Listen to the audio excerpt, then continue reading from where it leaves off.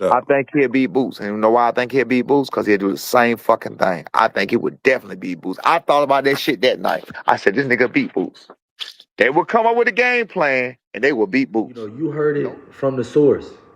Devin Haney got a style that's going to be hard for a lot of guys to beat. He understands how to box. He understands how to win rounds.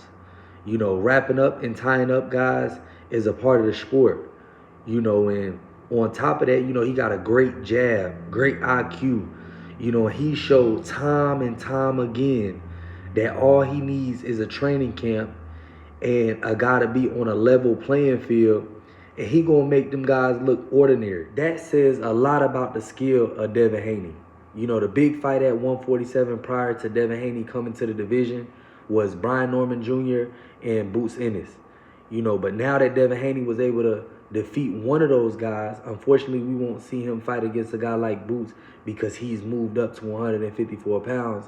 But that says a lot about his potential in the division. The 147-pound division is not stacked.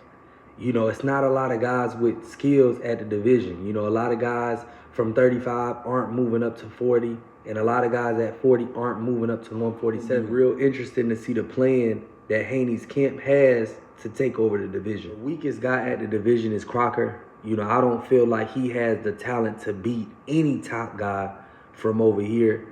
You got Rolly Romero. I believe that Devin Haney's style is going to give Rolly Romero a lot of trouble. We already seen Rolly get stopped. We already seen Rolly get outclassed. So it'll definitely be interesting to see, if Rolly steps up and takes a fight like Devin Haney. But if he does, I see Devin Haney being victorious. I see it being easy work. And I could see Rolly potentially getting stopped, especially at 147 pounds. Everybody's looking to see who wins between Barrios and Ryan Garcia. I'm picking Mario Barrios in that fight. I don't feel like Ryan Garcia is somebody who's dedicated to the sport. And I feel like a lot of guys that aren't dedicated to the sport, that's just looking to get a paycheck and get up out of the sport, I feel like 2026 is the year that all of those guys get exposed. I don't like how Ryan Garcia is getting another title shot when it's a lot of guys at the weight class, top 20, top 30, that deserve an opportunity, but, due to politics in the sport, can't get those opportunities. And it'll be interesting to see Devin Haney's plan to get to the top. A lot of guys talk that talk. Devin Haney is walking that walk. He's willing to get in there. He's willing to put it all on the line.